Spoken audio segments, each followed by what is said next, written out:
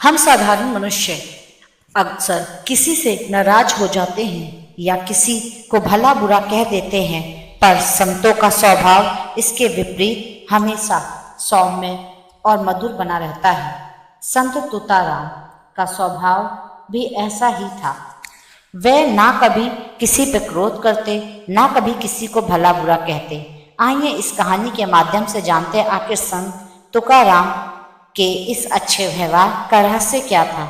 एक बार की बात है, संत तुकाराम अपने आश्रम में बैठे हुए थे। तभी उनका एक शिष्य जो स्वभाव का थोड़ा क्रोधी था उनके समक्ष आया और बोला, गुरुजी, आप कैसे अपना व्यवहार इतना मधुर बनाए रहते हैं?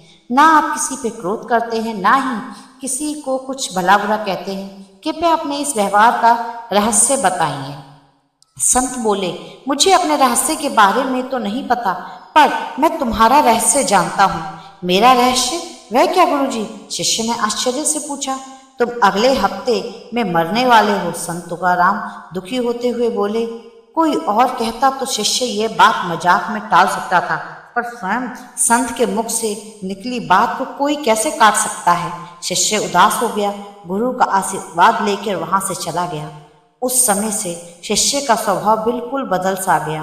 वह हर दिन किसी से प्रेम से मिलता और कभी किसी पे क्रोध न करता। अपना ज्यादातर समय ध्यान और पूजा में लगाता।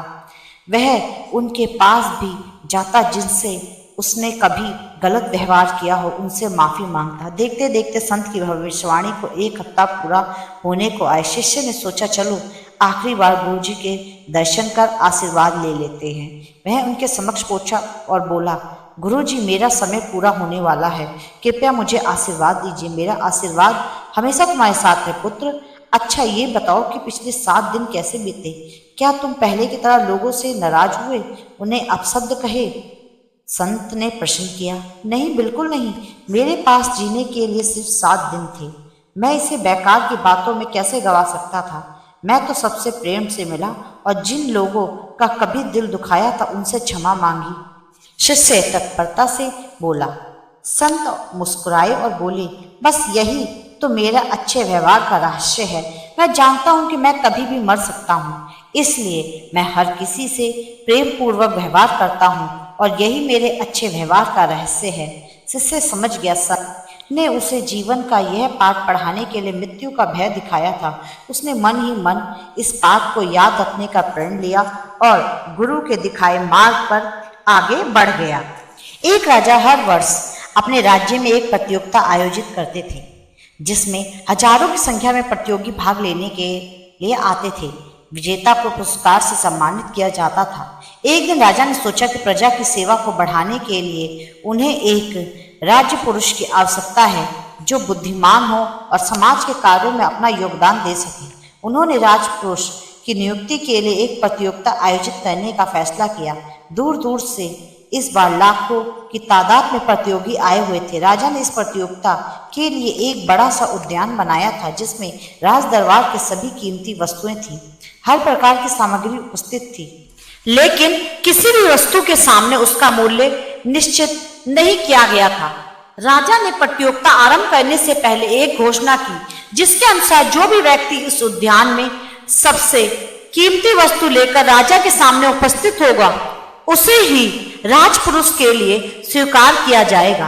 प्रतियोगिता आरंभ हुई। सभी उद्यान में सबसे अमूल्य वस्तु तलाशने में लग गए। कई हीरे जवाहरात लाते, कई सोने चांदी, कई लोग पुस्तकें, तो कोई भगवान की मूर्ति। जो सबसे बहुत गरीब थे वो रोटी, क्योंकि उनके लिए वही सबसे अमूल्य वस्तु थी। सब अपनी क्षमता के अनुसार मूल्य को सबसे ऊपर आंकते हुए राजा के सामने उसे प्रस्तुत करने में लगे हुए थे। तभी एक नौजवान राजा के सामने खाली हाथ उपस्थित हुआ। राजा ने सबसे प्रश्न करने के उपरांत उस नौजवान से प्रश्न किया, अरे नौजवान, क्या तुम्हें इस उद्यान में कोई वस्तु अमूल्य नजर नहीं आई? तुम खाली हाथ कैसे आए हो? राजन, मैं खाली हाथ कहाँ आया हूं, मैं सबसे अमूल्य धन उस उद्यान से लाया हूं। नौजवान बोला, तुमने क्या लाए हो? राजा ने पूछा। मैं संतोष लेकर आया हूं महाराज, नौजवान ने कहा।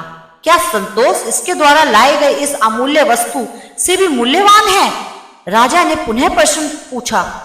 जी हाँ राजन, इस उद्यान में अनेक अमूल्य वस्तु हैं, पर वह सभी इंसान को क्षण भर के लिए सुख की अनुभूति प्रदान कर सकती हैं। इन वस्तुओं को प्राप्त कर लेने के बाद कुछ और ज्यादा पाने की इच्छा मन में उत्पन्न कर लेता है, अर्थात इन सबको हासिल करने के बाद इंसान को खुशी तो होगी, लेकिन वह क्षण भर के लिए ही होगी।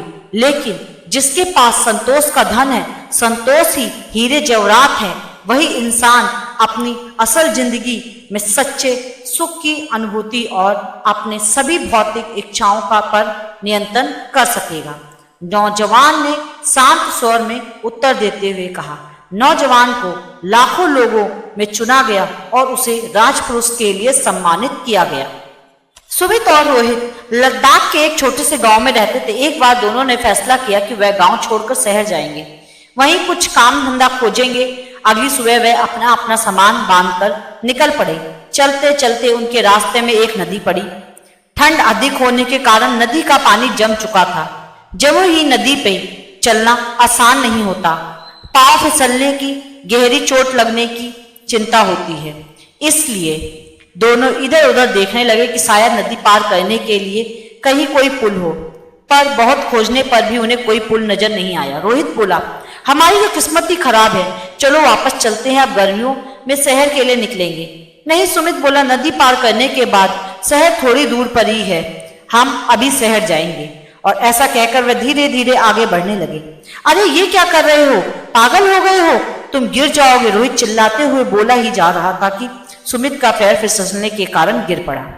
कहा था ना मत जाओ, रोहित चिल्लाते हुए बोला।